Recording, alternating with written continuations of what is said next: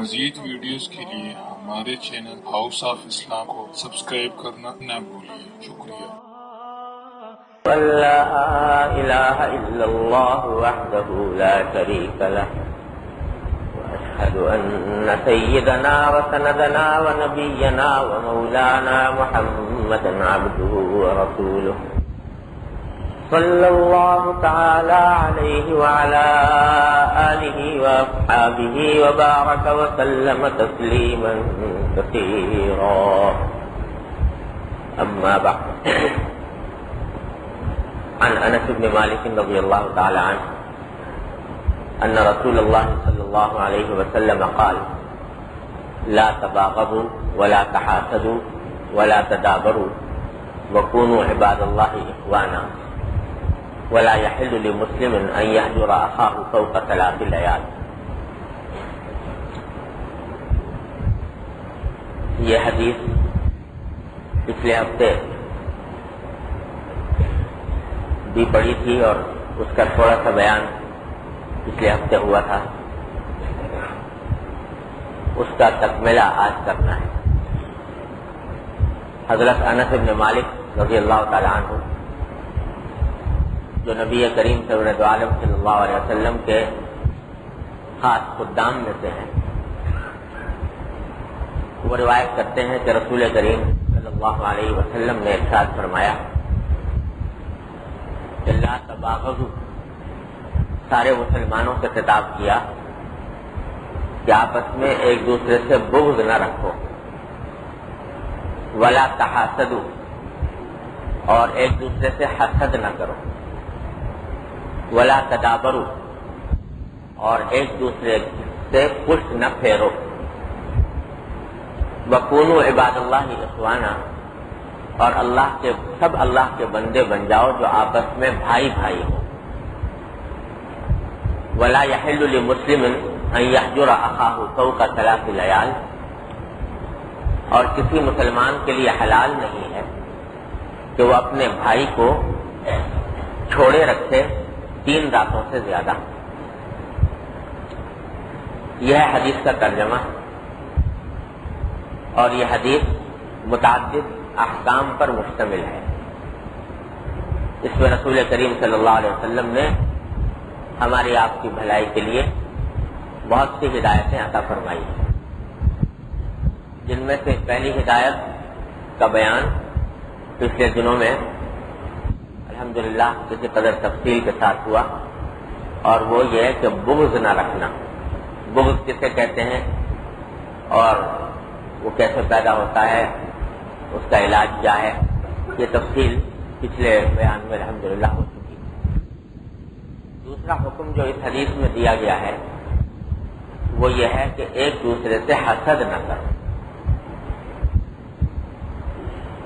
اور یہ حسد ایسی خبیث قسم کی بیماری ہے، اللہ تعالی ہر مسلمان کو اس سے محفوظ رکھے، کہ انسان کی دنیا اور آخرت دونوں کو تباہ کر دیتی ہے. اس لیے نبی کریم صلی اللہ علیہ وسلم نے بڑے اہتمام کے ساتھ یہ فرمایا کہ حسد نہ کرو ایک دوسرے سے. یہ بیماری ایسی ہے کہ کبھی نہ کبھی انسان اس میں مبتلا ہو ہی جاتا ہے، اور ایسی بیماری ہے کہ اس کا تعلق انسان کے دل سے ہے، لہذا ظاہر اپنے اعضاء و جوارح سے ظاہر بھی نہیں ہوتی، اندر چھپی رہتی، اور اندر ہی اندر انسان کو دین سے کھوکھلا کرتی رہتی ہے. بہت سی بیماریاں ایسی ہوتی ہیں کہ جن کے اثرات ظاہر ہوتے ہیں، نظر آنے لگتے ہیں، آدمی کو پتہ چل جاتا ہے کہ میں بیمار ہوں، تو اس کی کوئی علاج کرتا ہے، کوئی تدبیر کرتا ہے، شفا ہو جاتی ہے. لیکن بعض بیماریاں ایسی ہیں کہ جو اندر ہی اندر پرورش پاتی رہتی ہیں، ظاہر میں اس کے اثرات نظر نہیں آتے، تو وہ بیماریاں زیادہ خطرناک ہوتی ہیں. ایسے وقت میں پتہ چلتا ہے جبکہ ان کا علاج مشکل ہو جاتا ہے. تو یہ بیماری بھی ایسی ہے. بڑے بڑے متقی پرہیزگار نظر آنے والے لوگ عبادت اور زہد کے پیکر، جن کی ظاہری زندگی عبادت میں، طاعات میں، نماز میں، روزوں میں، اللہ کی اطاعت عبادت میں گزر رہی ہے، بکثرت وہ بھی اس بیماری میں مبتلا ہو جاتے ہیں، حسد کی بیماری میں۔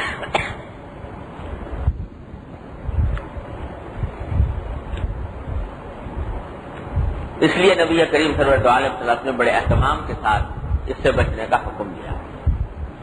تو پہلے یہ سمجھنا چاہیے کہ حسد ہے کیا چیز اور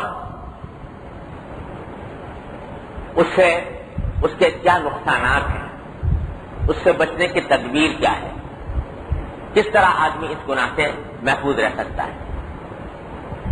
سب سے پہلے یہ سمجھیے کہ حسد کا مطلب ہوتا ہے کہ کسی دوسرے شخص کے پاس کوئی نعمت نظر آئی تو دل میں اس سے ایک جلن پیدا ہوتی ہے کہ یہ اس کو کیوں ملی، اور دل میں یہ خواہش پیدا ہوتی ہے کہ یہ اس سے چھن جائے۔ اس کا نام حسد ہے۔ بعض اوقات تو خواہش یوں ہوتی ہے کہ جو نعمت اس کو ملی ہوئی ہے مجھے بھی مل جائے، اس کے پاس بھی رہے مجھے بھی مل جائے۔ اس کو تو کہتے ہیں رشک یا غبطہ عربی زبان میں۔ یہ کوئی گناہ نہیں، ایک خواہش ہے دل میں پیدا ہوئی کہ اس کو بھی ملی ہوئی ہے مجھے بھی مل جائے۔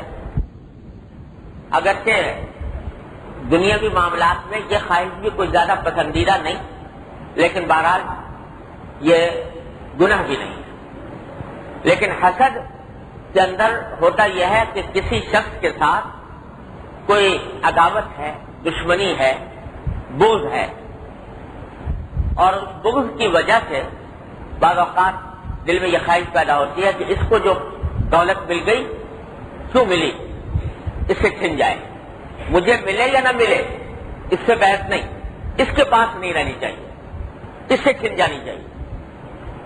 یہ حسد، اور یہ پیدا ہوتا ہے بعض اوقات تو کسی شخص سے بغض ہوتا ہے، عناد ہوتا ہے، دشمنی ہوتی ہے، عداوت ہوتی ہے، تو اس کو کوئی خوشی ملے، اس کی کوئی عزت ہو، اس کے بعد دولت آئے، اس کو کوئی راحت ملے، اس سے تکلیف ہوتی ہے کہ میں تو چاہ رہا تھا کہ اس کو تکلیف پہنچے، میں تو چاہ رہا تھا کہ یہ ذلیل ہو، اس کے بجائے اس کو راحت مل رہی ہے، عزت مل رہی ہے، شہرت مل رہی ہے، تو عداوت کی وجہ سے اس سے دل میں تکلیف پیدا ہوتی ہے اور دل چاہتا ہے کہ اس کی نعمت ظاہر ہو جائے، ختم ہو جائے۔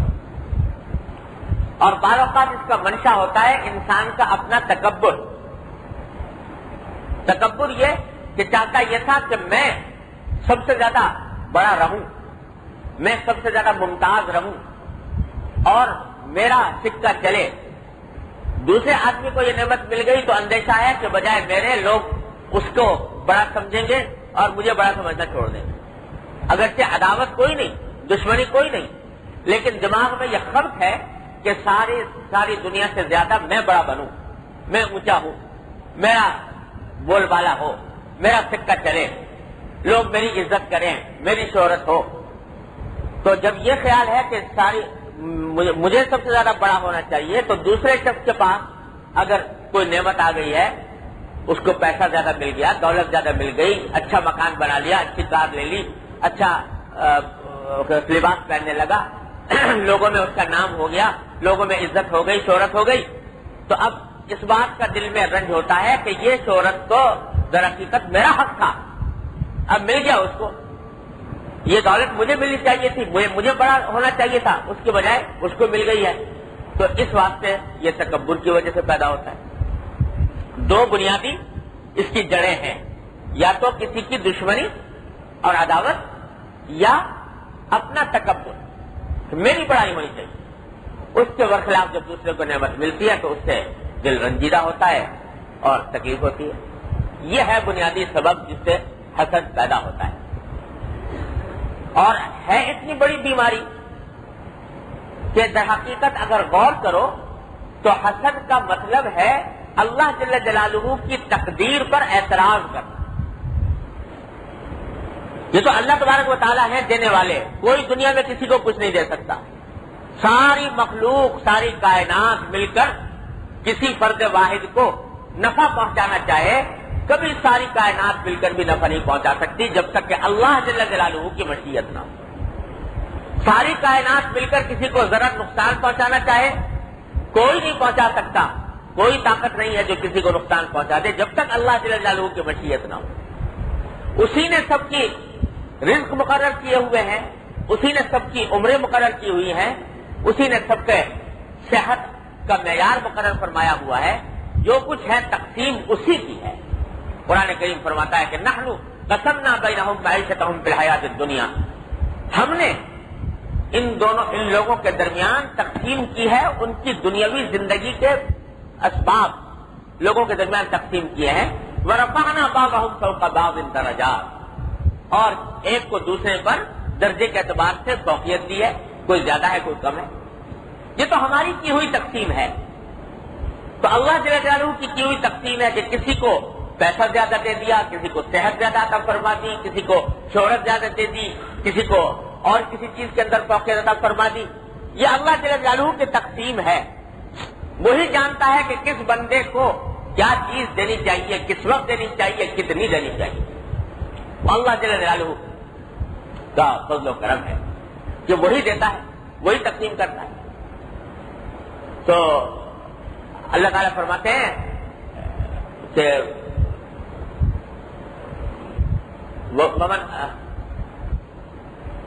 جو شخص دنیا طلب کرتا ہے، دنیا مانگتا ہے، تو ہم جس کو چاہتے ہیں جتنا چاہتے ہیں اور اسی کو اتنا عطا فرماتے ہیں۔ لمن نشاء لمن نريد قرآن شریف میں ہے کہ ہم جس کو چاہتے ہیں اس کو جتنا چاہتے ہیں وہ عطا فرماتے ہیں۔ یہ نہیں کہ جتنا مانگا وہ سب دے دیا، اس لیے کہ پتا ہے کہ ہر آدمی کے نفسیات اور اس کی فطرت سے ہم واقف ہیں کہ اس کو کتنا دینا چاہیے، کتنا ڈوز اس کو دیا جائے گا تو فائدہ مند ہوگا، اور اس سے زیادہ دے دیں گے تو اس کو ہلاک اور برباد کر دے گا۔ تو ہم نے فیصلے کیے ہوئے ہیں، یہ کوئی انسان یہ فیصلہ نہیں کر سکتا کہ کس کو کتنا ملنا چاہیے۔ اب اگر کوئی شخص یہ کہہ رہا ہے کہ فلاں کو کیوں ملا، فلاں کو کیوں ملا، فلاں چیز کیوں ملی، تو یہ اللہ جل جلالہ کی ہوئی تقسیم اور تقدیر پر اعتراض کر رہا ہے کہ اللہ نے یہ فیصلہ کیوں کیا، اللہ کی تقدیر پر اعتراض ہے الیاذ باللہ۔ تو یہ اللہ تبارک و تعالیٰ کی شان کبریائی میں اور نظام ربوبیت میں دخل اندازی ہے۔ تم کیا جانو کس کو کتنا ملنا چاہیے تھا، کیا ملنا چاہیے تھا۔ تو اعتراض حقیقت میں یہ اعتراض ہے اللہ کی تقدیر پر، اسی لیے فرمایا وَلَا تَتَمَنَّوْا مَا فَضَّلَ اللَّهُ بِهِ بَعْضَهُمْ عَلَى بَعْضٍ، کہ تمنا نہ کرو اس بات کی کہ اللہ نے کسی کو کسی پر فوقیت دے دی ہے تو تم اس کو تمنا کرنے بیٹھ جاؤ کہ یہ اس کو کیوں ملا، مجھے کیوں نہ ملا۔ یہ اللہ جل جلالہ کی تقسیم ہے، اس پر اعتراض کرنے کا کسی مخلوق کو حق نہیں پہنچتا۔ وہی جانتا ہے کہ کس کے حق میں کیا مفید تھا، کتنا مفید تھا۔ اگر تمہارے سپرد فیصلہ کر دیا جائے تو تم دنیا کے اندر فساد پھیلا دو، تمہیں نہیں پتا کہ کس کو کیا چیز ملنی چاہیے تھی۔ بچہ ہے چھوٹا سا، وہ اس کو کھانے کا مزہ آ رہا ہے تو مانگتا جاتا ہے کہ مجھے اور دو، مجھے اور دو، مجھے اور دو، لیکن باپ جانتا ہے کہ یہ چھوٹا بچہ ہے، اس کا معدہ ضعیف ہے، اور زیادہ دیں گے تو اس کو بدہضمی ہو جائے گی، ہیضہ ہو جائے گا، بیماری لگ جائے گی، اس وقت اس کو نہیں دیتے۔ اور جس کا معدہ قوی ہے اس کو اور دے دیتے ہیں۔ تو کسی کو اللہ تعالیٰ نے کچھ عطا فرما دیا، کسی کو کچھ عطا فرما دیا، تو تمہیں اس پر اعتراض کا حق نہیں، اور حسد کرنے والا یہ اعتراض کرتا ہے درحقیقت اللہ تبارک و تعالیٰ کی تقدیر پر۔ تو یہ اتنا بڑا گناہ ہے کہ اللہ جل جلالہ کی نظام ربوبیت میں دخل اندازی ہے، اس کی تقدیر پر اعتراض ہے، اس کی تقدیم پر اعتراض ہے۔ تو یہ اتنی خطرناک اور سنگین بات ہے، اسی لیے فرمایا حدیث میں رسول کریم صلی اللہ علیہ وسلم نے کہ الحسد یأکل الحسنات کما تأکل النار الحطب، او کما قال صلی اللہ علیہ وسلم، کہ حسد انسان کی نیکیوں کو اس طرح کھا جاتا ہے جیسے کہ آگ لکڑی کو کھاتی ہے، جس طرح آگ لکڑی کو کھا جاتی ہے، جلا کر راکھ کر دیتی ہے، حسد انسان کی نیکیوں کو جلا کر راکھ کر دیتا ہے۔ اچھی خاصی نیکیاں کی ہوئی ہیں، عبادتیں کی ہوئی ہیں، نمازیں پڑھی ہوئی ہیں، روزے رکھے ہوئے ہیں، ذکر کیا ہوا ہے، تسبیح کی ہوئی ہے، لیکن حسد میں مبتلا ہو گیا تو اس حسد کے نتیجے میں یہ نیکیاں جو ہیں بسا اوقات برباد ہو جاتی ہیں۔ العیاذ باللہ، اللہ تعالیٰ ہر مسلمان کو محفوظ رکھے۔ حسد نیکیوں کو اس طرح کھا جاتا ہے جس طرح آگ لکڑی کو کھا جاتی ہے۔ یہ رسول کریم صلی اللہ علیہ وسلم کا ارشاد ہے، سند صحیح کے ساتھ آیا۔ اس کے برخلاف اگر حسد نہ ہو، اللہ تعالیٰ انسان کا سینہ حسد کی بیماری سے پاک رکھے، تو اللہ تبارک و تعالیٰ نے اس کی فضیلت بھی بہت بڑی بیان فرمائی۔ یہ جو کہا کہ نیکیوں کو کھا جاتا ہے حسد، وہ اس وجہ سے کہ جتنی نفلی عبادتیں آپ ہم کرتے ہیں کوئی، تو وہ نفلی عبادت کا مطلب ہوتا ہے کہ اگر آدمی کرے تو ثواب ملتا ہے، نہ کرے تو کوئی گناہ نہیں، آخرت میں پکڑ نہیں ہوگی۔ ایک آدمی فرض کرو کہ تہجد نہیں پڑھتا، اشراق نہیں پڑھتا، اوابین نہیں پڑھتا، تو آخرت میں اس سے پکڑ نہیں ہوگی کہ تمہیں تہجد کیوں نہیں پڑھا تھا، اشراق کیوں نہیں پڑھی تھی، اوابین کیوں نہیں پڑھی تھی۔ فرض نماز کی پکڑ ہے، نفل نماز کی پکڑ نہیں۔ لیکن اگر حسد کرتا ہے تو حسد کی بڑی زبردست پکڑ ہے، اس کا بڑا زبردست گناہ ہے، تو گناہ سے بچنا یہ زیادہ بڑی اہمیت کی بات ہے بنسبت اس کے کہ نفلی عبادتیں انسان کرے۔ دوسرے فرمایا کہ حسد اگر کرو گے تو ایک طرف پڑھ رہے ہو نفلیں اور دوسری طرف کر رہے ہو حسد، تو یہ حسد جو ہے تمہاری نفلی عبادتوں کو کھا جائے گا، یہ تمہاری حسنات کو کھا جائے گا، نیکیوں کو کھا جائے گا۔ اس واسطے کہ نفل پڑھنا واجب نہیں تھا، حسد سے بچنا واجب، اور اگر حسد سے بچ گئے، چاہے نفلیں زیادہ نہیں پڑھی اور گناہ سے بچ گئے، اللہ تعالیٰ کے ان کے مقرر کیے ہوئے گناہوں سے محفوظ رہ کر زندگی گزاری، چاہے نفلی عبادتیں زیادہ نہیں کی، نمازیں زیادہ نہیں پڑھی، نفلی روزے نہیں رکھے، تو آخرت میں انشاءاللہ نجات ہو جائے گی۔ ایک حدیث آتی ہے مسند احمد میں، انہی حضرت انس رضی اللہ تعالیٰ عنہ سے مروی ہے، فرماتے ہیں کہ ایک مرتبہ میں مسجد نبوی میں نبی کریم صلی اللہ علیہ وسلم کے ساتھ بیٹھا ہوا تھا، تو آپ نے اچانک فرمایا کہ دیکھو ابھی ایک شخص اس راستے سے آئے گا، جو شخص اس راستے سے آئے گا وہ اہل جنت میں سے ہوگا، جنتی ہوگا۔ ابھی کوئی آدمی سامنے نہیں تھا، لیکن فرمایا کہ ابھی اس راستے سے ایک آدمی آئے گا، وہ جنتی ہوگا۔ حضرت انس فرماتے ہیں کہ ہمارے دل میں بڑا اشتیاق پیدا ہو گیا کہ کون آدمی آتا ہے ایسا خوش نصیب جس کے لیے نبی کریم صلی اللہ علیہ وسلم نے پہلے ہی سے پیشین گوئی فرما دی کہ آدمی آئے گا جنتی ہوگا۔ تھوڑی دیر میں دیکھا کہ ایک شخص داخل ہوا اسی راستے سے، ایک صاحب آئے، انہوں نے وضو کیا تھا تازہ اور ان کے چہرے اور داڑھی سے وضو کے پانی کے قطرے ٹپک رہے تھے اور ہاتھ میں جوتے تھے۔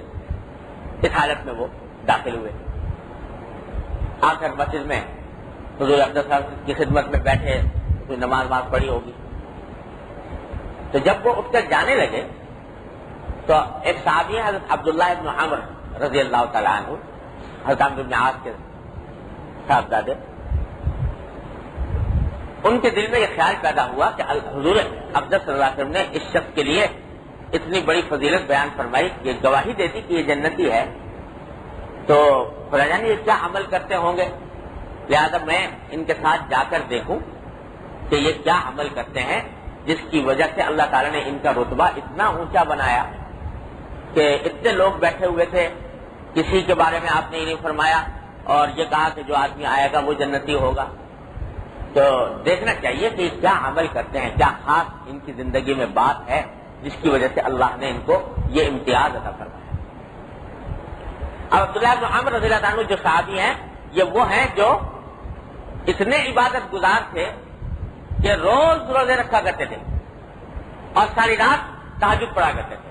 حدیث میں آتا ہے یہاں تک کہ رسول کریم صلی اللہ علیہ وسلم نے بلا کر ان کو ایک دن سمجھایا اور کہا کہ عبداللہ مجھے پتہ چلا ہے کہ تم ساری رات نماز پڑھتے ہو اور سارا دن روزے رکھتے ہو.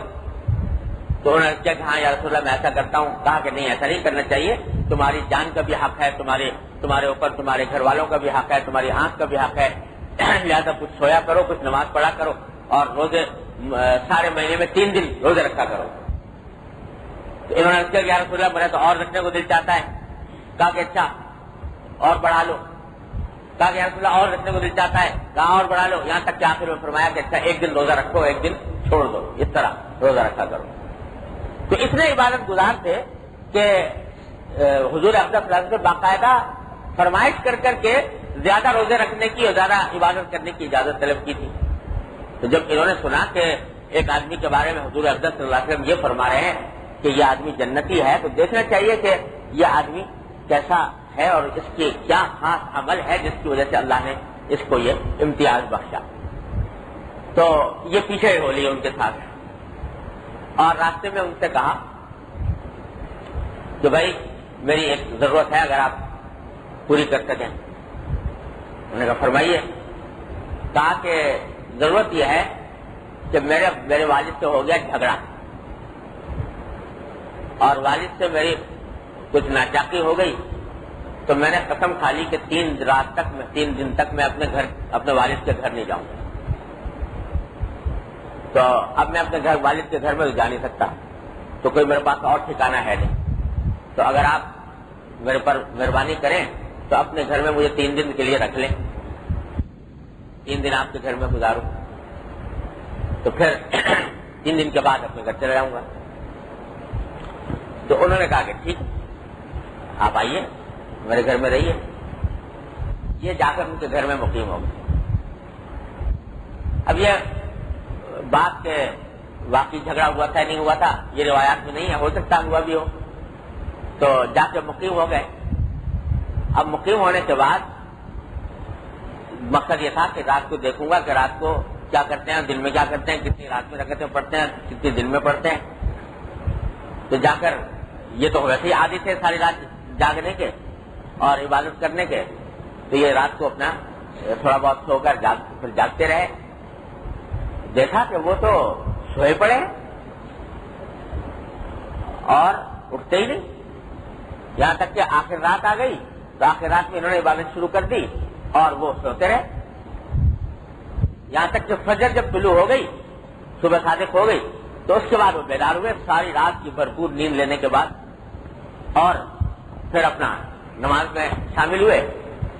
سارا دن گزرا.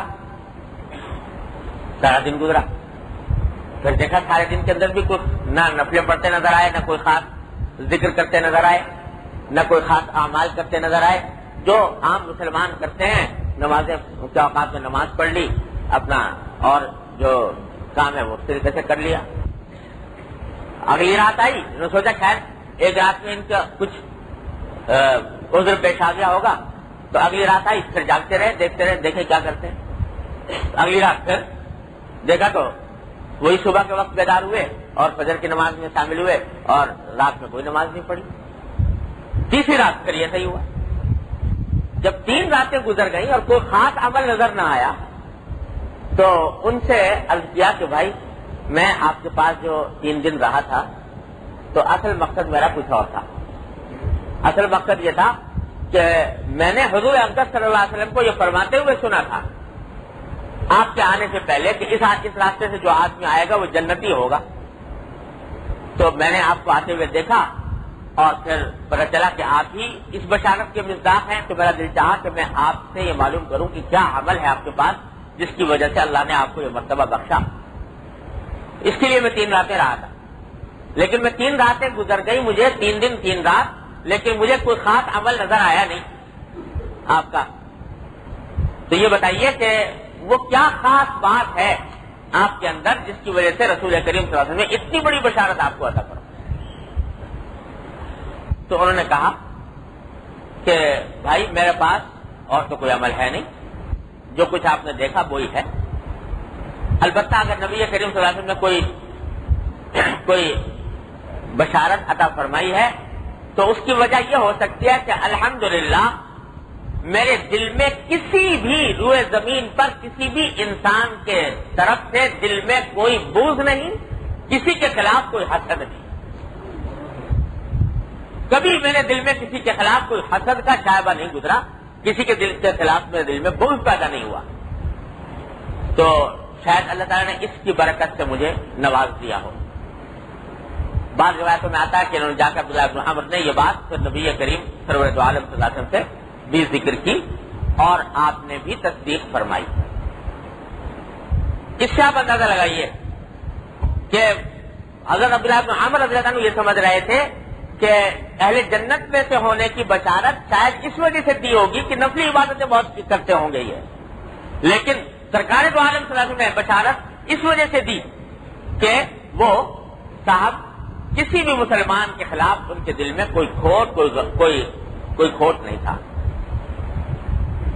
بعض روایتوں سے معلوم ہوتا ہے یہ صاحب جن کے بارے میں حضور اقدس صلی اللہ علیہ وسلم نے بشارت دی تھی حضرت عبداللہ ابن السلام رضی اللہ تعالیٰ عنہ.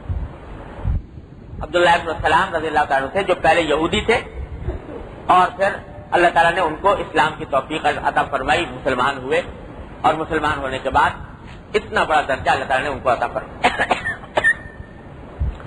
تو اس حدیث سے یہ بات واضح ہوئی کہ جنت اور اللہ جل جلالہ کی رضا کا دار و مدار کثرت اعمال نفل پر نہیں، بلکہ اللہ جل جلالہ کی رضا کا دار و مدار گناہ کے چھوڑنے پر ہے، معصیتوں سے اجتناب پر ہے. اگر نفلیں زیادہ آدمی نے نہیں پڑھی لیکن گناہ سے محفوظ رکھا اپنے آپ کو تو انشاءاللہ ثم انشاءاللہ سیدھا جنت میں جائے گا. اور اگر نفلیں بہت پڑھتا رہا لیکن گناہوں سے حفاظت کی کوشش نہ کی تو پھر جنت میں جانے کی کوئی گارنٹی نہیں اللہ تعالیٰ کی طرف. نبی کریم صلی اللہ علیہ وسلم کی اس حدیث سے صاف بات واضح فرمائی. تو اس میں جو بنیادی چیز بیان فرمائی ان صاحب نے وہ یہ کہ میرے دل میں کسی کے خلاف کبھی حسد پیدا نہیں ہوا الحمدللہ. تو یہ حسد کو چھوڑنے کی اتنی بڑی فضیلت ہے. اللہ تعالیٰ ہم سب کو اپنی رحمت سے توفیق عطا فرمائے. تو بھائی یہ اتنی سنگین اور خطرناک چیز ہے جو دل میں پیدا ہو. اگر دل میں کسی کے خلاف حسد پیدا ہوا ہے اور دل میں کسی کی بھلائی سے تکلیف ہو رہی ہے، کسی کے دنیا میں آگے نکل جانے سے تکلیف ہو رہی ہے، تو اس کا حل یہ ہے کہ سب سے پہلے تو آدمی کو یہ سوچنا چاہیے کہ حسد کرنے سے نقصان اپنا ہی ہے، دنیا میں بھی آخرت میں بھی، اور فائدہ اس کا ہے جس سے حسد کیا جا رہا ہے. دنیا میں بھی اس کا فائدہ اور آخرت میں بھی فائدہ. تو اپنا نقصان دنیا میں بھی اور آخرت میں بھی، اور جس سے حسد کر رہے ہو اس کا فائدہ دنیا میں بھی اور آخرت میں بھی. اپنا نقصان دنیا میں، چلو آخرت کی تو ابھی آپ نے دیکھ لیا کتنا بڑا سنگین گناہ ہے، اس لیے کتنا عذاب ہوگا الیاذ باللہ. لیکن دنیا کے اندر اس کے نقصان کا اندازہ اس سے کیجئے کہ حاسد جو ہوتا ہے، جو کسی سے حسد کرتا ہے، وہ ہر وقت آگ میں جلتا ہی رہتا ہے، حسد کی آگ. کیوں؟ اس لیے کہ جب کبھی اس شخص کو جس سے حسد کر رہا ہے کوئی نعمت ملے گی تو اس کو تکلیف ہوگی. جو کوئی نعمت ملے گی اس نعمتوں کو یہ روک تو سکتا نہیں، اس کے قبضے میں یہ نہیں ہے، اس کی طاقت میں یہ نہیں ہے کہ ان نعمتوں کو اس کے بعد سے روک دے. دل چاہے گا بے شک کہ اسے وہ نعمت نہ ملے، لیکن ملے گی تو ضرور. اللہ تعالیٰ کی طرف سے تقسیم ہے، لہذا اس کو ملنی ہے. جتنی ملے گی اتنی میں تکلیف ہوگی، جتنی ملے گی اتنی تکلیف ہوگی. تو حسد کی آگ میں انسان جلتا ہی رہتا ہے اور اس کو اس حسد سے کبھی شفا نہیں ہوتی. دنیا کا نقصان تو یہ اور آخرت کا نقصان اتنا بڑا کہ گناہ کبیرہ اتنا بڑا ہے کہ حدیث میں فرما دیا نبی کریم صلی اللہ علیہ وسلم نے کہ حسنات کو اس طرح کھا جاتا ہے جیسے کہ آگ لکڑی کو کھاتی ہے. تو آخرت کا نقصان یہ اور اس کا دنیا میں بھی فائدہ اور آخرت میں بھی فائدہ. آخرت میں فائدہ تو یہ ہے کہ جب آپ کسی سے حسد کر رہے ہیں، اس پر ظلم کر رہے ہیں، تو آپ ظالم ہیں، وہ مظلوم ہے. اور جس شخص کے اوپر ظلم کیا جائے اس کے درجات بڑھتے رہتے ہیں، اس کے ثواب میں اضافہ ہوتا رہتا ہے. جس سے حسد کیا جائے گا اس کے ساتھ کیونکہ ظلم ہو رہا ہے، لہذا اس کے درجات بڑھ رہے ہیں، اس کے ثواب میں اضافہ ہو رہا ہے. اسی لیے حضرت امام ابو حنیفہ رحمۃ اللہ علیہ سے منقول ہے کہ جب حضرت امام ابو حنیفہ رحمۃ اللہ علیہ کو کسی کے بارے میں پتہ لگتا تھا کہ اس نے میری غیبت کی اطلاع ملی کہ فلاں شخص نے میرے پیچھے میری برائی کی تھی، غیبت کی تھی، تو حضرت امام ابو حنیفہ رحمۃ اللہ علیہ ایک تھال میں کوئی ہدیہ رکھ کر اس کے گھر بھیج دیا کرتے تھے. کوئی ہدیہ تحفہ اس کے گھر میں بھیج دیتے. لوگ کہتے بھائی یہ کیا؟ تو امام صاحب فرماتے تھے کہ وہ شخص تو میرا محسن ہے جس نے میری غیبت کی، اس واسطے کہ جب غیبت کی تو غیبت کے نتیجے میں اللہ تعالیٰ نے مجھے ثواب عطا فرمایا، میرے درجات بلند ہوئے، تو اس نے مجھے در حقیقت ثواب کا ہدیہ بھیجا تھا، تو میں کم از کم دنیا کا تھوڑا سا ہدیہ اس کے بعد بھیج دوں. اس واسطے تھوڑا سا ہدیہ بھیجے تھے اس کے بعد کہ اس نے میری برائی کی تو در حقیقت میرے ثواب میں اضافہ ہو. تو تم تو چاہ رہے ہو کہ وہ گرے، اس کو فائدہ نہ ہو، اس کا نقصان ہو، اس کا نفع نہ ہو، اور تم اس حسد کے ذریعے اس کے نفع میں اضافہ کر رہے ہو کہ اس کے ثواب بڑھ رہا ہے، اس کے درجات بڑھ رہے ہیں. اور دنیا کا فائدہ اس کا یہ ہے دنیا کے اندر بھی کہ جب کسی شخص سے حسد کیا جاتا ہے تو اس اللہ تبارک و تعالیٰ اس کے مظلومیت کا بدلہ بعض اوقات دنیا میں بھی اس کو ادا فرماتے ہیں، دنیا کے اندر بھی اس کو اور زیادہ عطا فرماتے ہیں. تو دنیا کے اندر بھی فائدہ، اپنا دنیا میں بھی نقصان اور آخرت میں بھی نقصان، اور اس کا دنیا میں بھی فائدہ اور آخرت میں بھی فائدہ. تو ایک ایسے کام میں لگے ہوئے ہو کہ جس کو نقصان پہنچانا چاہتے ہو اس کو تو کوئی نقصان پہنچ نہیں رہا، الٹا اپنے آپ کو نقصان پہنچ رہا ہے. حضرت امام غزالی رحمۃ اللہ علیہ نے اس کی مثال بڑی اچھی دی ہے. کہتے ہیں کہ اس کی مثال ایسی ہے کہ جیسے ایک شخص ہے، دوسرے اوپر بڑا غصہ آ رہا ہے، اس کو یہ سامنے جو کھڑا ہے دل چاہ رہا ہے اس کو ختم کر دوں غصے کے مارے. اب مارا اس کو، ایک تیر مارا، چاہتا تھا کہ تیر مار کے اس کو ہلاک کر دوں. وہ تیر رپٹ کے بجائے اس کو لگنے کے رپٹ کے وہ خود اپنی آنکھ میں آ کے لگ گیا. اس کو اور غصہ آیا کہ بجائے اس کے کہ اس کو لگتا الٹا مجھے لگ گیا، تو اور مارا، دوسرا تیر مارا تو پھر رپٹ کے دوسری آنکھ میں آ کے لگ گیا. اور غصہ آیا، پھر اور مارا وہ پھر رپٹ کے آ گیا. تو ہر تیر جو جا رہا ہے وہ بجائے اس کو نقصان پہنچانے کے کبھی اپنی آنکھ پھوڑ رہا ہے، کبھی اپنا کان خراب کر رہا ہے، کبھی اپنے چہرے کو بگاڑ رہا ہے، یہاں تک کہ سارا جسم تیروں سے چھلنی ہو گیا اور اس کو کچھ نقصان نہ پہنچا. تو کہتے ہیں حسد کرنے والے کی مثال ایسی ہے کہ وہ حسد کر کے چاہ رہا ہے کہ اس کو نقصان پہنچاؤں، لیکن اس کے بجائے خود اپنا الٹا نقصان کر رہا ہے، اپنے اوپر تیر کی بوچھاڑ کر رہا ہے. اور یہی ہو رہا ہے دنیا میں بھی اور آخرت میں. اور پھر سب سے زیادہ اس عمل سے خوش ہوتا ہے ابلیس، شیطان، کہ اس کا داؤ چل گیا، میں نے اس شخص کو حسد کی بیماری میں مبتلا کر دیا، تو اس کا داؤ چل گیا. کیونکہ سب سے پہلا حسد بھی اسی نے کیا تھا. سب سے پہلا حسد اسی نے کیا کہ جب آدم علیہ السلام کو اللہ تبارک و تعالیٰ نے پیدا فرمایا اور کہا کہ سجدہ کرو اس کے آگے، تو کہا کہ مجھے تو آگ سے پیدا کیا تھا، اس کو مٹی سے پیدا کیا تھا، مٹی کے پتلے کو مجھ سے بڑی فوقیت عطا کر دی. تو حسد کا ارتکاب سب سے پہلے ابلیس نے کیا، اور ابلیس سے ارتکاب کرنے کے نتیجے میں پھر سارے ابنائے آدم کی طرف وہ بات منتقل ہوئی. تو جب بھی کوئی حسد کرتا ہے تو شیطان بڑا خوش ہوتا ہے کہ میرا بویا ہوا بیج آج اس ابن آدم کے دل میں بھی آ گیا، اور اس کا فساد اس کے زندگی کے اندر بھی اس نے فساد پھیلا دیا. تو اس کو خوشی ہو رہی. تو اپنا کوئی فائدہ نہیں، اور فائدہ ہے تو اپنے یا تو دشمن کا ہے یا ابلیس کا ہے، شیطان کا ہے. اس بات کو آدمی اگر سوچے تو کوئی بھی عاقل آدمی حسد کا ارتکاب نہ کرے، حسد کو دل میں نہ لائے. اگر ہے کسی کی طرف سے تو اس بات کو اگر سوچ لے تو سوچنے سے اس حسد کے جذبے میں کمی آئے گی. ذرا سوچے اس بات کو کہ کس کو نفع پہنچا رہا ہوں اور کس کو نقصان پہنچا رہا ہوں.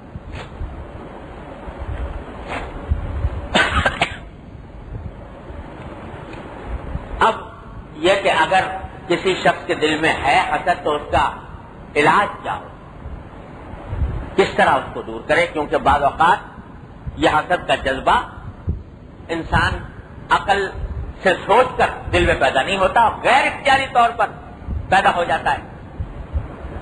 کیا کرے؟ دل میں تکلیف ہوتی ہے دوسرے کو آگے بڑھتا ہوا دیکھ کر، خود بخود ہو رہی ہے تکلیف، تو کیا کرے؟ تو جواب اس کا یہ ہے کہ یہ خوب سمجھ لیجئے کہ جو غیر اختیاری خیالات انسان کے دل میں آتے ہیں، جو اپنے ارادے سے نہیں آتے، اپنے ارادے سے آدمی نہیں لاتا بلکہ غیر اختیاری طور پر آ جاتے ہیں، اللہ تبارک و تعالیٰ اس پر مؤاخذہ نہیں فرماتا. یہ اللہ تعالیٰ کا کرم ہے، اس کی رحمت ہے کہ اس پر گرفت نہیں فرماتا. غیر اختیاری طور پر دل میں خیال آ گیا کہ فلاں آگے بڑھ گیا ہے، کیوں بڑھ گیا، اور دل میں ایک اس کی نعمت کے زائل ہونے کا کہ خواہش پیدا ہو گئی غیر اختیاری طور پر، تو محض اس غیر اختیاری خواہش کے اوپر اللہ جل جلالہ کی طرف سے انشاءاللہ پکڑ نہیں ہوگی، مؤاخذہ نہیں ہوگا. لیکن یہ ہے بیماری، اور یہ بیماری کسی بھی وقت تمہیں تباہ کر دے گی. گناہ اس وقت بنتی ہے یہ جب دل میں خواہش پیدا ہوئی کہ فلاں سے یہ نعمت چھن جائے، اور تم نے اس نعمت کو چھننے کے لیے کوئی عملی اقدام شروع کر دیا.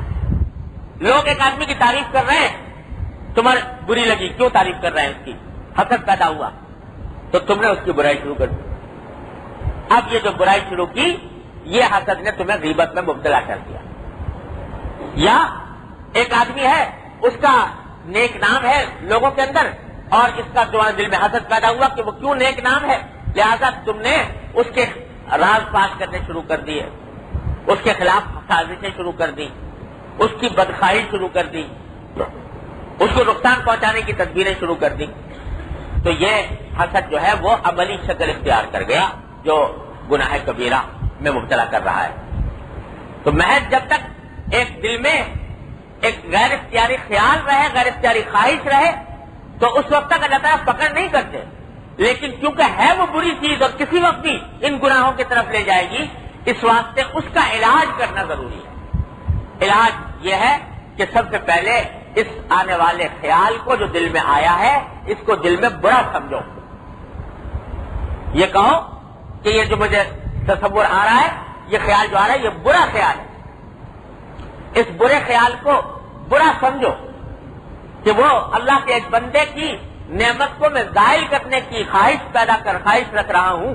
یہ بہت ہی گندی بات ہے، بہت ہی گھناؤنی بات ہے، انسان کی شرافت سے گری ہوئی بات ہے، اور اللہ تعالیٰ کو ناپسند ہے. یہ دل میں اس بات کا استحضار پیدا کرو، اور پھر اس سے بھی آگے بڑھ کر یہ کام کرو کہ دل تو چاہ رہا ہے یہ کہ اس کو نقصان پہنچے، لیکن اس کے حق میں دعا کرو کہ اللہ اس کو فائدہ پہنچائیے، اس کو اور ترقی دیجیے. اگر اس کی دولت پر حسد ہو رہا ہے، یا اللہ اس کو اور دولت دیجیے. اگر اس کی شہرت پر حسد ہو رہا ہے، یا اللہ اس کو اور شہرت دیجیے. اگر اس کی عزت پر حسد ہو رہا ہے، یا اللہ اس کو اور عزت دیجیے. اگر اس کی صحت پر حسد ہو رہا ہے، یا اللہ اس کو اور صحت عطا فرمائیے. دعا کرو اس سے آپ. اور اگر کوئی کام اس کی ان چیزوں میں اضافے کے لیے کر سکتے ہو وہ کرو. لوگوں میں ان کی تعریف کرو، لوگوں کے اندر اس کی بھلائی بیان کرو. جو دل میں خیال آ رہا ہے اس سے الٹ کام کرو. یہ ہے اس کا علاج.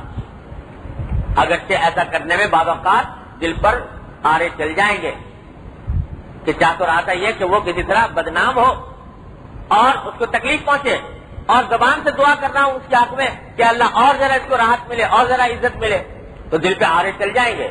لیکن یہ آرے اگر نہیں چلاؤ گے تو یہ حسد تمہیں تباہ کر کے چھوڑے گا. لہذا اگر دل میں یہ خواہش پیدا ہوئی ہے تو اس کا علاج یہ ہے کہ ایک تو اس کی برائی ذہن نشین کرو، اور یہ دیکھو اس کا فائدہ اس کا نقصان سوائے میں اپنی ذات کے اور کسی کو نہیں پہنچے گا، اور ساتھ میں اس کے حق میں خیر خواہی کی کوشش کرو۔ ایک حدیث ہے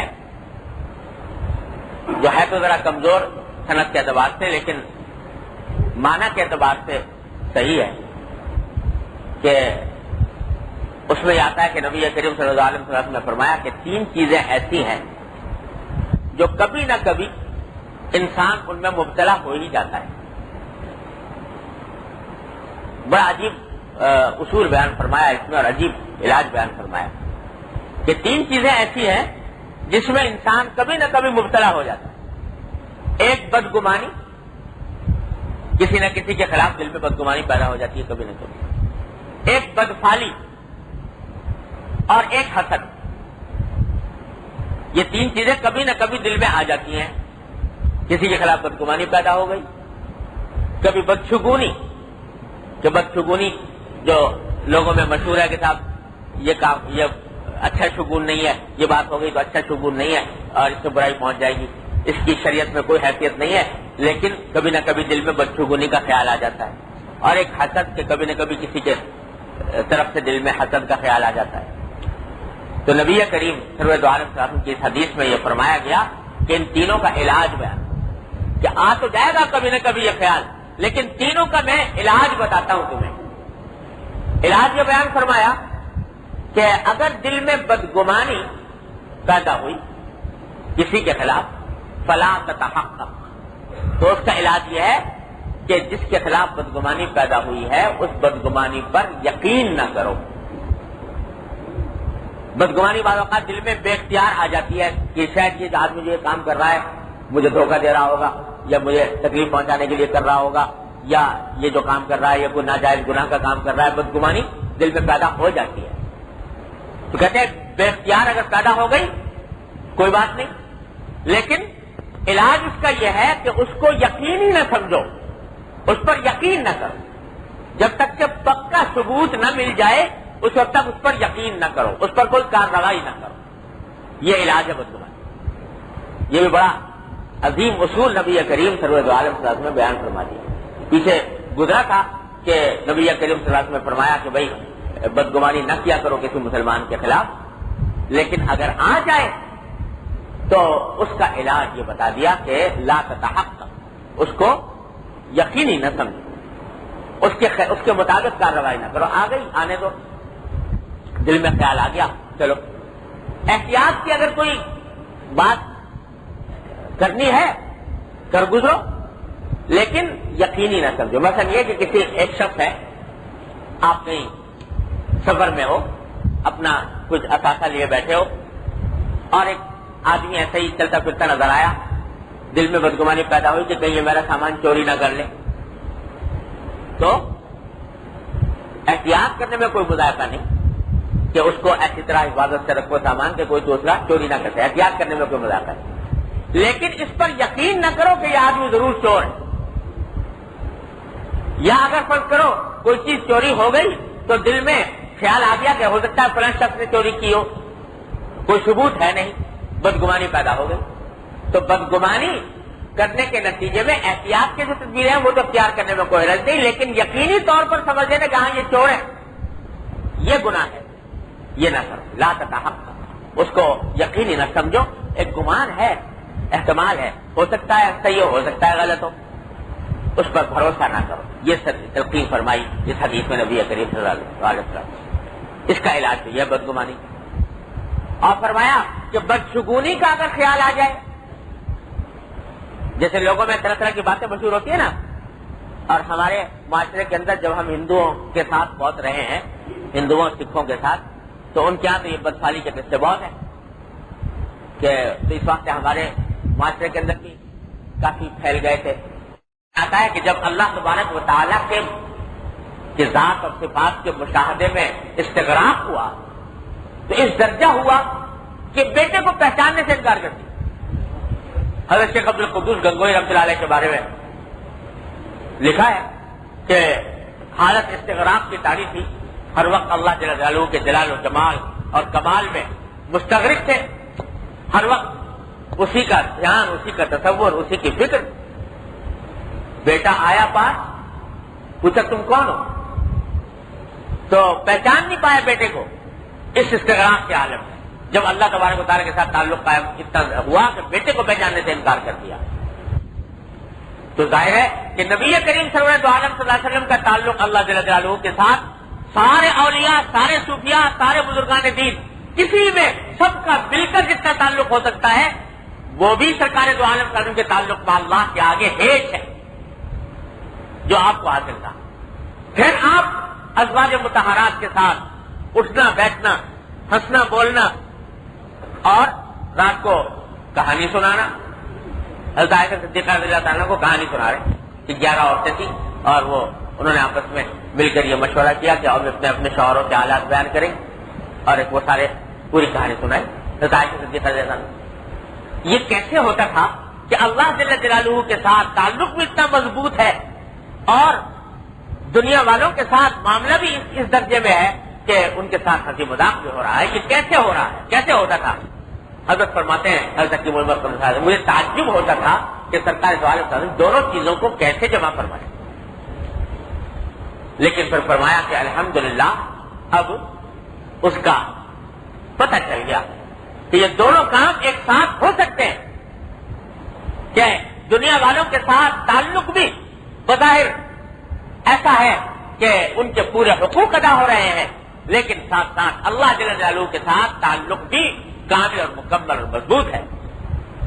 اور وہ اس طرح کہ دنیا والوں کے ساتھ جو حقوق ادا کیے جا رہے ہیں دنیا والوں کے، وہ بھی در حقیقت اللہ ہی کے لیے کیے جا رہے ہیں، وہ بھی اللہ جل جلالہ کی رضا کے خاطر کیے جا رہے ہیں.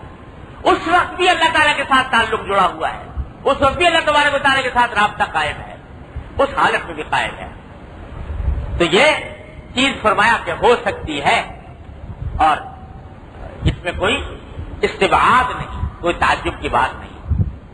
اور اس کا راستہ یہی ہے، راستہ وہی ہے جو ہمارے حضرت نے بیان فرمایا کہ رٹ لگاؤ اللہ تبارک و تعالیٰ کو پکارنے کی، اللہ تعالیٰ کی طرف رجوع کرنے کی ہر معاملے میں، زندگی کے ہر معاملے میں. اور پھر یہ بھی فرمایا کہ مثال دی کہ دیکھو چھوٹا بچہ ہوتا ہے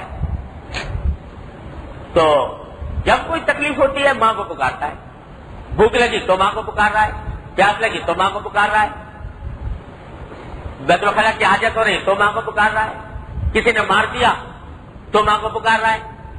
یہاں تک کہ اگر بچہ جو ہے گھر سے نکلا اور گلی میں کھیل رہا ہے، کسی بچے نے کوئی تماشا لگا دیا، تکلیف پہنچی تو وہاں گلی کے اندر بھی پکارے گا تو ماں ہی کو پکارے گا، امی کہتا آواز دے کے روئے گا، حالانکہ جانتا ہے کہ ماں نہیں سن رہی، ماں گھر میں ہے، آواز نہیں پہنچ رہی، اس کے باوجود پکارے گا ماں ہی کو.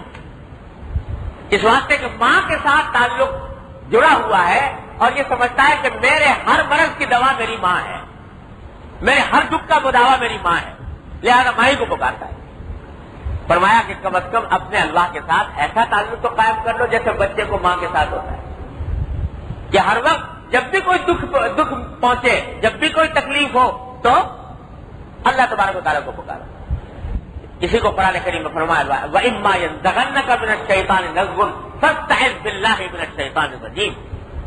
کہ جب بھی شیطان تمہیں ڈسے، شیطان تمہیں آ کر پریشان کرے، تمہارے دل میں گناہ کے داعیے پیدا کرے، تمہارے دل میں غلط فاسد خیالات پیدا کرے، تو جب بھی وہ تمہیں آ کر ٹھوکا لگائے، تمہیں ڈسے آ کر فاستعذ باللہ من الشیطان الرجیم، تو اللہ تبارک و تعالیٰ کی پناہ مانگو اس شیطان مردود سے.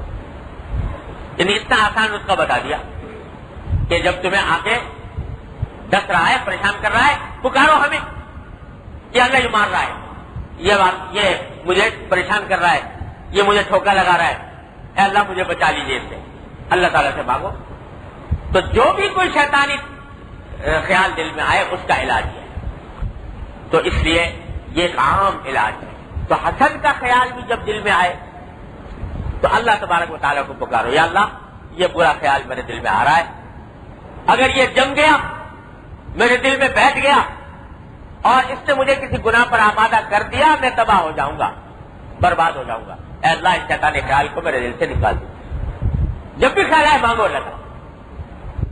تو یہ تدبیر ہے اس گناہ سے بچنے کی. اس کی برائی ذہن نشین کرو، اس خیال کی برائی ذہن نشین کرو، اس کے تقاضے پر عمل کرنے کے بجائے اس کے الٹ تقاضے پر عمل کرو، اور اللہ تعالیٰ کو پکارو، اے اللہ مجھے اس سے بچائیے. دیکھو کر کے تو اللہ تبارک و تعالیٰ اپنے فضل و کرم سے انشاءاللہ حفاظت فرمائیں گے ان خیالات کے بعد. اللہ تبارک و تعالیٰ مجھے آپ کو سب کو اس بیماری سے بچنے کی اور اس کے شر سے محفوظ رہنے کی توفیق عطا فرمائے. آگے ارشاد فرمایا ولا تدابروا، ایک دوسرے سے پشت نہ پھیرو، یعنی دل میں چاہے حسد نہیں، بغض نہیں، عداوت دشمنی نہیں، لیکن ظاہری طریقہ ایسا اختیار کر رہے ہو جو کھردرا ہے، کڑوا ہے، تو ظاہری طریقہ بھی ایسا اختیار نہ کرو کسی مسلمان کے ساتھ جس سے اس کو یہ احساس ہو کہ میری ناقدری کی، مجھے کوئی اہمیت نہیں تھی، میرا حق ادا نہیں کیا. بلکہ اس کا حق ادا کرو، پیٹ مت پھیرو. مطلب یہ کہ کوئی وہ تو دل میں دشمنی تو نہیں تھی، لیکن تم نے ملنے ایک شخص آیا اور تم سے ملاقات ہوئی اور تم نے اس سے پیٹ پھیر لی، تو اس کے دل ٹوٹے گا. تو یہ کام نہ کرو. کیسا ہی مسلمان ہے تو وہ آیا ہے، ملاقات ہوئی ہے، تو اس ملاقات کا حق ادا کرو. کیونکہ اگر تم نے پیٹ پھیر کر اس کا دل توڑ دیا تو دل شکنی کی، تو کسی بھی مسلمان کو تکلیف پہنچانا یہ بذات خود ایک بہت بڑا گناہ ہے. اس لیے فرمایا لا تدابر. اس کے برخلاف حدیث میں فرمایا کہ جب کوئی مسلمان بھائی دوسرے مسلمان بھائی سے مسکراتے ہوئے چہرے سے ملتا ہے، بشاشت چہرے سے، بشاشت کے ساتھ ملتا ہے، تو یہ بشاشت کے ساتھ ملنا بھی صدقہ ہے. یعنی اس پر ایسا ثواب ہے جیسے کہ صدقہ کرنے کا ثواب ہوتا ہے. صرف اتنی بات کہ تم اپنے کسی مسلمان بھائی سے بشاشت کے ساتھ ملے، خندہ پیشانی سے ملے، مسکراتے ہوئے چہرے کے ساتھ ملے، تو اس پر اللہ تبارک و تعالیٰ تمہیں صدقے کا ثواب عطا فرمائیں گے انشاءاللہ. تو ایک ذرا سی بات ہی تو ہے نا کہ جب بھی ملو تو خندہ پیشانی سے ملو. خندہ پیشانی سے ملنے میں کوئی تمہارے پیسے میں گھاٹا نہیں آتا، تمہارے وقت میں کوئی تنگی نہیں ہوتی، کوئی محنت اٹھانی نہیں پڑتی. صرف اتنی بات ہے کہ خندہ پیشانی سے ملے، اللہ تعالیٰ نے تمہیں اجر عطا فرما دیا. اور اگر وہی تم نے ایسا طریقہ اختیار کر لیا کہ جس سے دوسرے کو تکلیف پہنچ گئی تو وہی چیز گناہ کا سبب بن جائے گی. اس لیے اس سے پرہیز کرو. لا تدابروا، خندہ پیشانی سے ملے. حضرت جریر ابن عبداللہ رضی اللہ تعالیٰ عنہ فرماتے ہیں کہ میں جب سے اسلام لایا تو نبی کریم صلی اللہ علیہ وسلم سے جب بھی ملاقات ہوئی کبھی بھی مجھے یاد نہیں ہے کہ آپ نے تبسم نہ فرمایا. جب بھی دیکھا مجھ سے ملاقات ہوئی تبسم فرمایا، تبسم کے ساتھ ملاقات فرمائی. تو یہ نبی کریم صلی اللہ علیہ وسلم کی سنت ہے. ایک تو انسان طبی طور پر ایک شرافت کا بھی تقاضا ہے، لیکن نیت کر لو اس میں اتباع سنت کہ دوسرے سے ملوں گا تو نبی کریم صلی اللہ علیہ وسلم کی سنت کی اتباع میں اس کے ساتھ خندہ پیشانی سے ملوں گا اور اس کو پیٹ نہیں دکھاؤں گا. تو اس عمل کے اندر صدقے کا بھی ثواب اور اتباع سنت رسالت مآب صلی اللہ علیہ وسلم کا بھی ثواب. تو لا تدابروا. اور فرمایا وَكُونُوا عِبَادَ اللَّهِ إِخْوَانًا، اور اللہ کے بندے بن جاؤ، آپس میں بھائی بھائی ہو گئے. یہ کہنے کو تو چھوٹی سی بات ہے لیکن بڑی کائنات نبی کریم صلی اللہ علیہ وسلم نے بیان فرما دی. یہ جتنی خرابیاں پیدا ہوتی ہیں نا، حسد، بغض، اناد، عداوت، دشمنی، نفرت، یہ سب اس وجہ سے پیدا ہوتی ہے کہ تم یہ بھول جاتے ہو کہ تم کسی کے بندے ہو. اپنے آپ کو خدا جانے کیا سمجھ بیٹھتے ہو، فرعون سمجھ بیٹھتے ہو، شداد سمجھ بیٹھتے ہو، نمرود سمجھ بیٹھتے ہو. اللہ کی بندگی کا احساس دل سے جاتا رہتا ہے، اس کی وجہ سے یہ ساری خرابیاں پیدا ہوتی ہیں. تو وَكُونُوا عِبَادَ اللَّهِ، اللہ کے بندے بنو، یعنی اس کا استحضار دل میں پیدا کرو. جہاں بھی ہو، جس حال میں بھی ہو، یہ سوچو کہ میں اللہ کا بندہ ہوں. اللہ کے بندے ہونے کا احساس دل میں پیدا ہوگا تو تکبر پاس نہیں پٹکے گا, تکبر پاس نہیں آئے گا. جب یہ خیال ہوگا میں تو بندہ ہوں کسی کا, غلام ہوں کسی کا, تو تکبر پاس نہیں آئے گا. ایک ہوتا ہے نوکر, ایک ہوتا ہے غلام, ایک ہوتا ہے بندہ. نوکر وہ ہوتا ہے کہ جس کی آپ نے ملازم رکھا ہوا ہے کسی خاص کام کے لیے, کسی خاص وقت کے لیے. 8 گھنٹے کی ڈیوٹی ہے, پھر اس کے بعد وہ آپ کا نوکر نہیں ہے, پھر اپنے گھر جا کے آرام کرے گا. کسی کام کے لیے نوکر رکھا ہے, وہ کام کرے گا اور کام کرنے کے بعد اس کی چھٹی. ایک ہوتا ہے غلام. غلام وہ ہے کہ نہ اس کا کوئی کام ہے نہ اس کا کوئی وقت ہے, وہ تو اپنے آقا کے حکم کا پابند ہے. آقا اگر کہے کہ تم بیت الخلا صاف کرو تو بیت الخلا صاف کرنے ہوں گے اس کو. اگر آقا کہے کہ تم میری نیابت کر کے میرے کاروبار کے مینیجر بن جاؤ تو وہ کاروبار کا مینیجر بن جائے گا. اور وہ اگر دن میں کہے کسی کام کو تو دن میں کرے گا, رات میں کہے تو رات میں کرے گا. 24 گھنٹے وہ ہر وقت غلام ہی غلام ہے. اور لیکن غلام جو ہوتا ہے وہ اپنے آقا کا غلام تو ہوتا ہے, لیکن آقا نے اس کو پیدا نہیں کیا ہوتا, وہ اس کا آقا اس کا خالق نہیں ہوتا. لہذا وہ غلام اپنے آقا کی بندگی نہیں کرتا, عبادت نہیں کرتا. اور تیسرے درجہ ہے بندہ. بندہ وہ ہے جو نوکر بھی نہیں, غلام بھی نہیں, مخلوق ہے اس کی. بندہ اللہ کی مخلوق ہے, اس نے پیدا کیا اور اس نے پیدا کرنے کو اس کی ساری کائنات اسی کے قبضے قدرت میں ہے.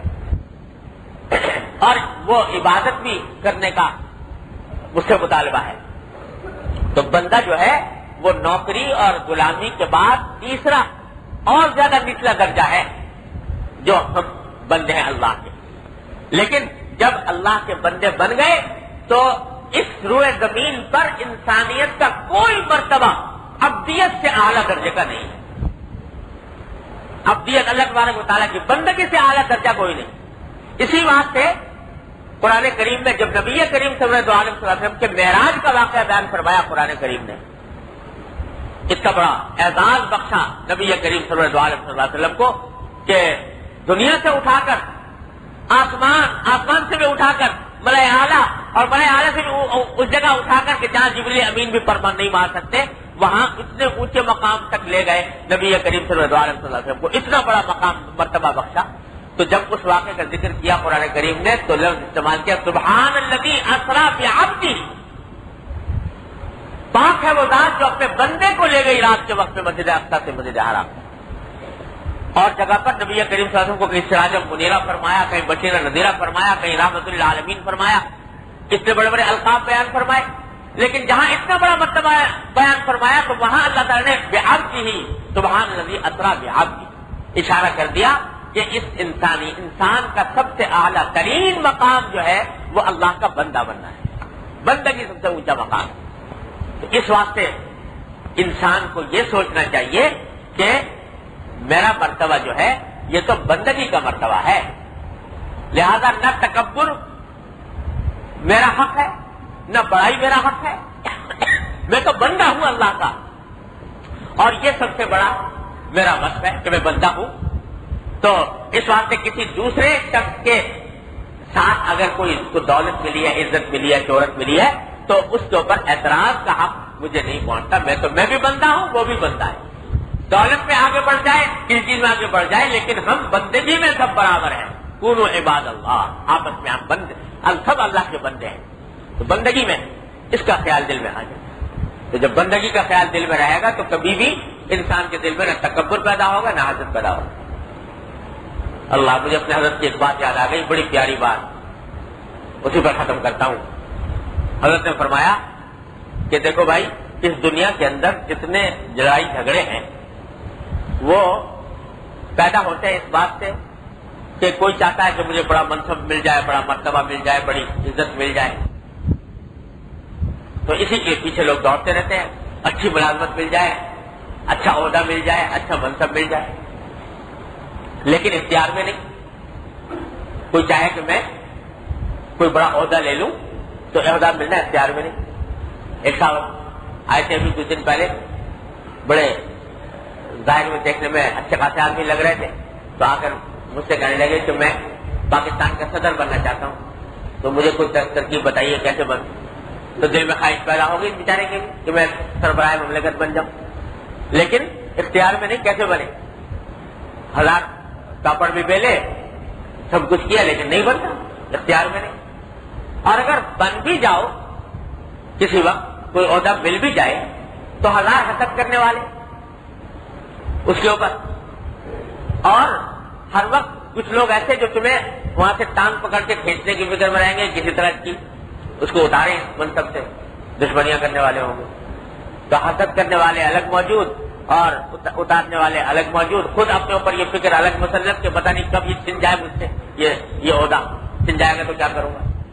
فرمایا کہ میں تمہیں ایک ایسا عہدہ بتاتا ہوں جو ہر انسان کے اختیار میں ہے، جب چاہے حاصل کر لے، اور اگر تم حاصل کر لو گے تو کوئی تم پر حسد نہیں کرے گا، اور نہ کوئی تم کو اس عہدے سے معزول کر سکے گا، اور وہ عہدہ ہے خادم بن جاؤ، خادم بن جاؤ، اللہ کے بندے بن جاؤ اور خادم بن جاؤ۔ یہ کہو کہ میں تو خادم ہوں، تو خادم بننے کے لیے کسی سفارش کی ضرورت نہیں، کسی رشوت دینے کی ضرورت نہیں، خادم بن جاؤ، جب چاہو بن جاؤ، اور جب بن گئے تو کوئی تم پر حسد نہیں کرے گا، اس واسطے کہ تم تو خدمت کر رہے ہو لوگوں، تو کون حسد کرے گا اس منصب کی، اور نہ کوئی تمہیں معزول کر سکتا ہے اس سے، اس لیے کہ تم نے خود خدمت شروع کر دی، اپنے گھر والوں کی، اپنے ملنے جلنے والوں کی، اپنے دوستوں کی، اپنے احباب کی، اپنے متعلقین کی خدمت کر رہا ہو، اپنے ملک کی، اپنے ملت کی، اپنے قوم کی